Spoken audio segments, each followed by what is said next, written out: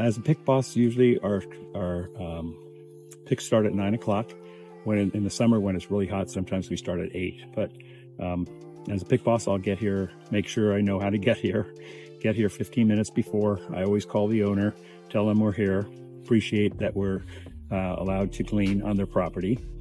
Then I wait for our volunteers. Our volunteers are usually right on time. They're great. I know a lot of them just because of the frequency that they pick.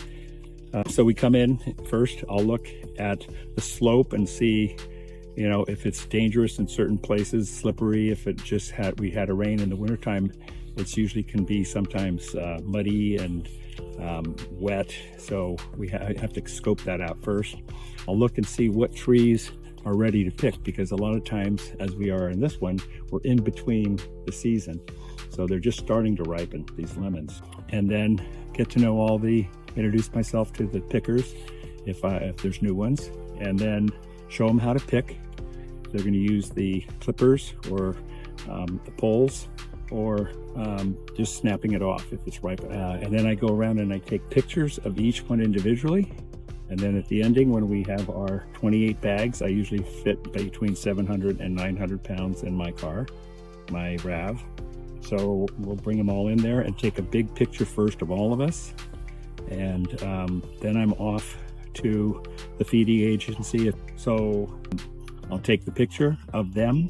And then when I get home, either that day or the next day, I'll email with all the pictures to all the pickers, thanking them again for their volunteer work, and also the feeding agency, and also the grower. All right, hi, today we're at the Rolls residence in Rancho Santa Fe.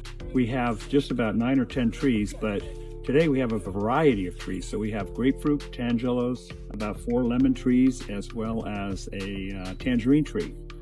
So when I have the volunteers come, we try to distinguish what is good fruit and what is bad fruit. So just to give you an idea here, this is a grapefruit ready to pick. So I just usually snap it away. There it is. And you can see it's ripe. So you could see Bernie's using a clipper, because sometimes if you pick the tangerine, so we can pick one that's not going to be appropriate. I usually get right up to the stem and just snap it off, or you can use the shears. We do this one here, so the same thing with this tip, just a little snap. You can take off the stem if you like, but this is good, a good piece of fruit.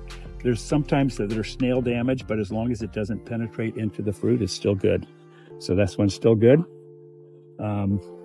This is a pretty slopey yard, so the nice thing is it's not wet, so we're not going to be slipping. Now if I had this when it was wet after rain or something like that, I would be reluctant to send some of our volunteers up here because it's kind of dangerous.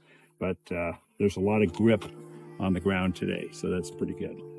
Okay, so unlock it. Well, to tighten it, just turn to the right. Lefty loosey, righty tighty. So left loose, and then you could just find the right spot, and then we'll throw it down. See?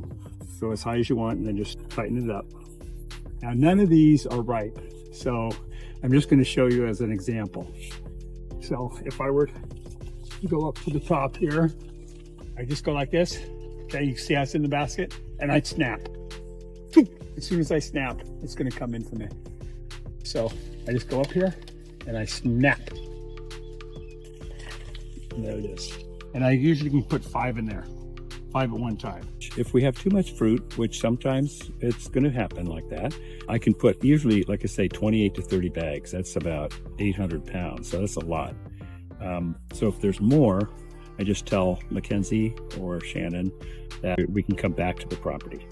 And then on the other hand, if there's not enough fruit or if it's not ripe yet, I'll also email them and say that we don't have, we're not ready yet, so we'll come back maybe in a month or so.